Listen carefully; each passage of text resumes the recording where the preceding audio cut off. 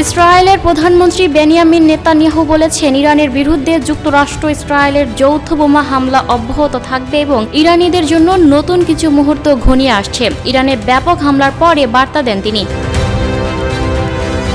শনিবার দেওয়া এক বক্তব্যে তিনি বলেন, ইসরায়েলের লক্ষ্য ইরানের সরকারকে অস্থিতিশীল করা এবং পরিবর্তনের সুযোগ তৈরি করা। তার দাবি, ইসরায়েল ইরানকে বিভক্ত করতে চায় না, বরং দেশটিকে মুক্ত করতে চায়। এদিকে ইসরায়েলি প্রতিরক্ষা বাহিনী জানিয়েছে, তারা ইরানের দুটি সবচেয়ে গুরুত্বপূর্ণ ব্যালিস্টিক ক্ষেপণাস্ত্র স্থাপনায় হামলা চালিয়েছে। পাশাপাশি প্রথমবারের মতো তেহরানের তেল সংরক্ষণ ও জ্বালানি অবকাঠামোতেও আঘাত হানার কথা বলা হয়েছে। পরবর্তীতে যুক্তরাষ্ট্রের প্রেসিডেন্ট ডোনাল্ড ট্রাম্প সাংবাদিকদের বলেন, যুদ্ধ আরও কিছুদিন চলবে, তবে তিনি নির্দিষ্ট কোনো সময়সীমা উল্লেখ করেনি। ট্রাম্প বলেন, 2023 সালের 7 অক্টোবর ইসরায়েলে হামাসের হামলা ইরানের সমর্থিত গোষ্ঠীগুলোর কার্যকলাপের উদাহরণ। অপরদিকে নেতানিয়াহু আরও জানান, ইরানের বিরুদ্ধে যুদ্ধের পরবর্তী ধাপের জন্য ইসরায়েলের বিস্ময়কর অনেক পরিকল্পনা রয়েছে। তিনি ইরানিদের উদ্দেশ্যে বলেন, সরকারের পতন ঘটানো শেষ পর্যন্ত তাদের নিজেদের ওপরই নির্ভর করছে। তার মতে, বর্তমান শাসন ব্যবস্থার পতন হলে ভবিষ্যতে ইসরায়েল ও ইরানের মধ্যে শান্তির পথ তৈরি হতে পারে।